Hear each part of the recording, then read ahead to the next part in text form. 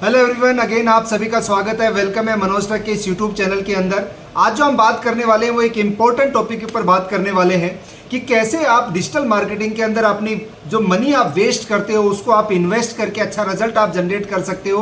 क्या वो कारण होते हैं जिसकी वजह से आपका पैसा है सिर्फ वेस्टेज में जाता है। आप बहुत सारा पैसा खर्च करने के बाद भी अच्छी लीड नहीं जनरेट कर पाते, अच्छी सेल्स नहीं जनरेट कर पाते, अच्छे कस्टमर्स आपके पास नहीं पहुंच पाते थे।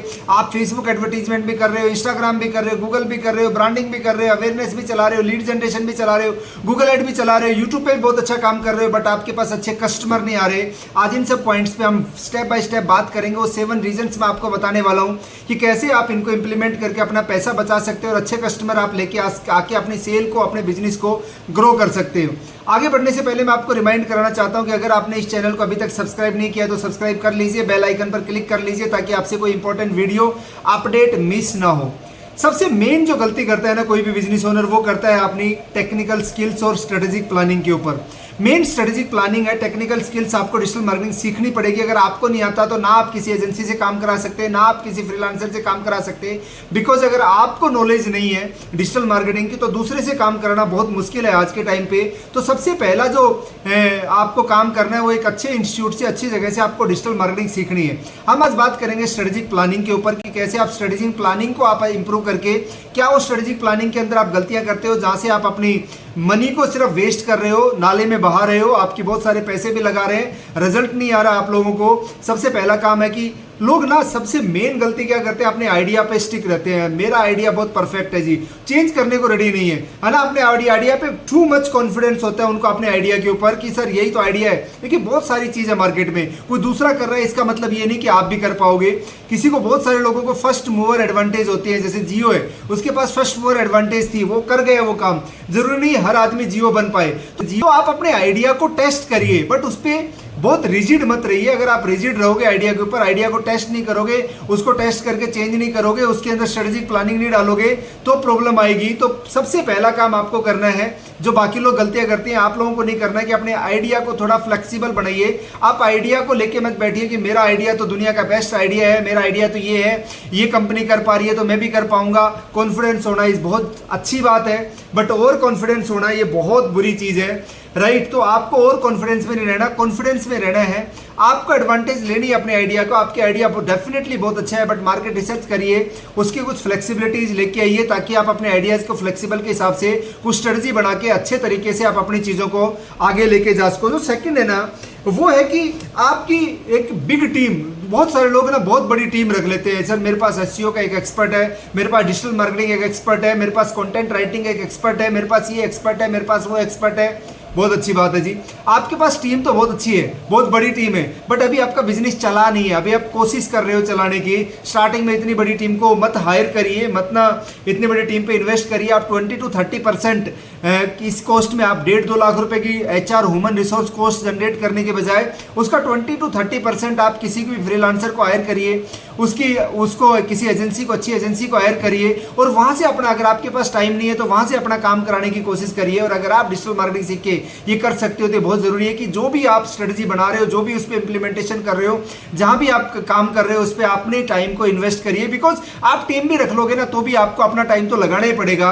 तो बेटर है कि आप स्टार्टिंग के अंदर जितनी कॉस्ट को आप डाउन रख सकते हो, जितनी अच्छे तरीके से आप अपनी चीजों को मैनेज कर सकते हो, काम को आउटसोर्स कर सकते हो, उतना बेटर तरीके से आप अपनी चीजों को आगे लेके जा सकते हो। अब जो थर्ड पॉइंट होता है ना, लोग क्या गलती करते हैं कि राइट टीम भी होती है, अच्छी टीम होती है, राइट स्ट्रेटेजी भी होती है, बट क्या है वो राइट टीम और राइट स्ट्रेटेजी के बाद भी रॉन्ग प्लेटफॉर्म को चूज कर लेते हैं। मींस सर मेरे को तो एसईओ कराना है, एसईओ से रिजल्ट 6 महीने के बाद आएगा, 1 साल के बाद आएगा, जब तक आप सैलरी कहां से दोगे।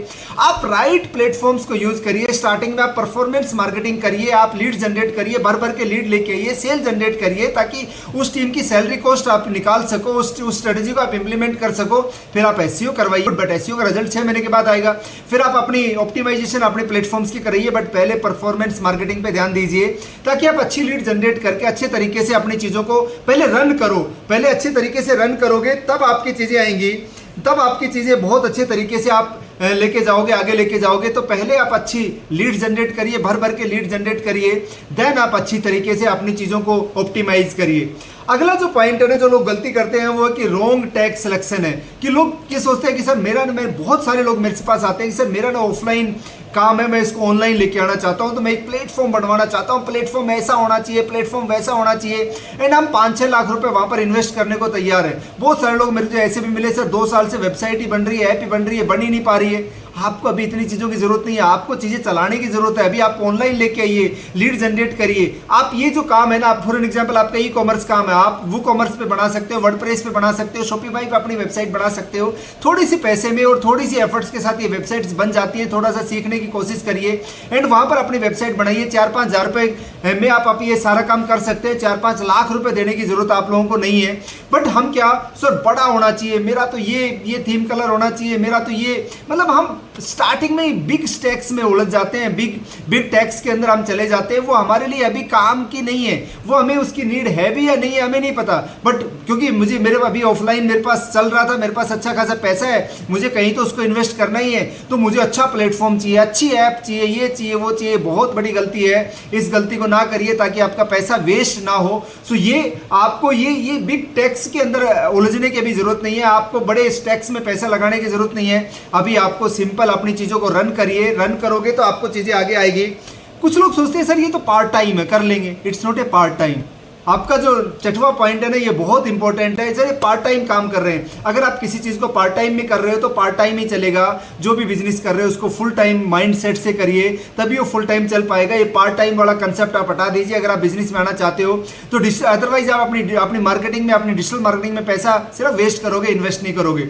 कुछ लोग होते हैं कि सर मेरे को ना ब्रांड बनाना है।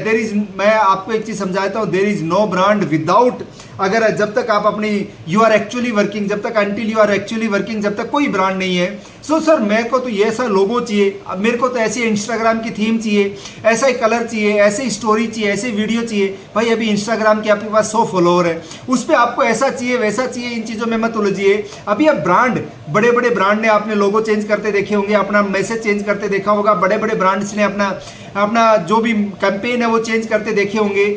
आप इतनी मत उलझिए इन सब चीज़ों में। ये ब्रांड तब बनेगा जब आप एक्चुअल में आप काम करोगे, एक्चुअल में लोगों को सर्व करोगे, एक्चुअल में आपके पास सेल आएगी तो ब्रांड अपने आप बन जाएगा। बट सर मेरे को तो बस ऐसा ही थीम कलर चाहिए, यही कलर चाहिए, यही थीम चाहिए, इसी पे मुझे वीडियो शूट कराने हैं, इसी तरीके से मेरे प्रोडक्ट्स के वीडियो शूट होने चाहिए, यही इंस्टाग्राम पे चाहिए, यही मेरी वेबसाइट में चाहिए। हम उस हाई ब्रांडिंग में चले जाते हैं जो अभी किसी काम का नहीं है। तो ये 7 कारण है जिनकी वजह से आप अपना पैसा भी इन्वेस्ट करते हो, टाइम भी इन्वेस्ट करते हो, राइट। और ये इन्वेस्ट नहीं, वेस्ट कर रहे हो एक्चुअली आप, और टाइम से बड़ा कोई भी कीमत नहीं है। सो प्लीज आप अच्छे से पहले डिजिटल मार्केटिंग को सीखिए, देन स्ट्रेटजीज क्रिएट करिए। उस स्ट्रेटजी के हिसाब से आपको क्या रिक्वायरमेंट है। अभी आपको बिग टैक्स में यूज करने की जरूरत नहीं है, छोटे छोटे टैक्स को यूज करिए। आप परफॉर्मेंस मार्केटिंग पे जाइए, लीड जनरेट करिए, वहां पर आप थोड़ा इन्वेस्ट करिए।